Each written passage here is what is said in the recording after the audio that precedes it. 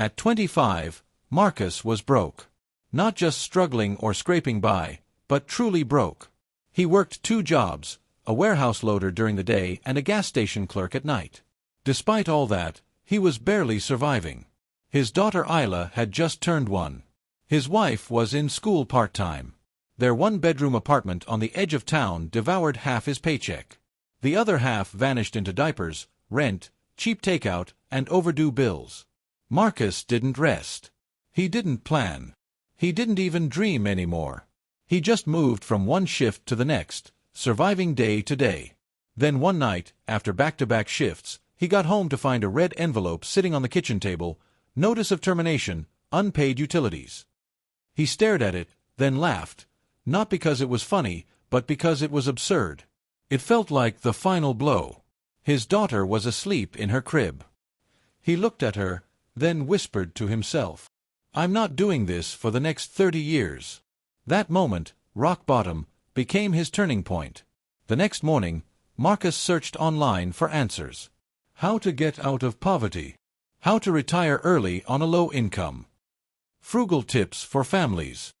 In a long-forgotten Reddit thread, he found one line that changed everything. You don't need to earn more, you need less. It hit him. His problem wasn't income, it was how he lived. He didn't have a money problem. He had a lifestyle problem. He grabbed a notebook and created what he would later call the Frugal Funnel. Everything he earned would pass through this system. Only the bare essentials would survive. Level 1. Survival only. Rent. Groceries. Baby items. Transport to work. Level 2. Freeze mode. No cable. No dining out. No gifts. No holidays. No online shopping. Everything else, gone. He cut it all. He sold his car. Started biking to work. He cooked in bulk, rice, beans, lentils, and frozen vegetables. He tracked every penny on a whiteboard in the living room. He stopped trying to impress anyone. No more keeping up with others. His friends laughed. His co-workers said he was extreme. But Marcus didn't care. He had a number in his mind, $100,000. He called it his escape fund. In 6 months, he saved $7,400. For the first time ever, he had money sitting in the bank. He opened a high-yield savings account. Then he discovered index funds, ETFs, compounding, passive income. He studied at night, reading blogs, watching finance videos, absorbing everything he could. Not to get rich, but to get free. By year 2, he had saved over $40,000. His expenses were so low, he was saving nearly 70% of his income. He didn't earn more. He just needed less. He stopped living for weekends and started living with purpose. His wife eventually joined in. They made it a family mission.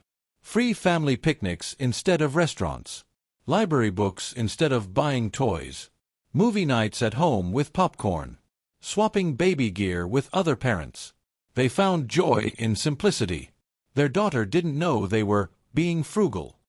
She just knew her dad was home for breakfast. And bedtime. And story time. By the time Marcus turned 30, his escape fund had grown to over $120,000.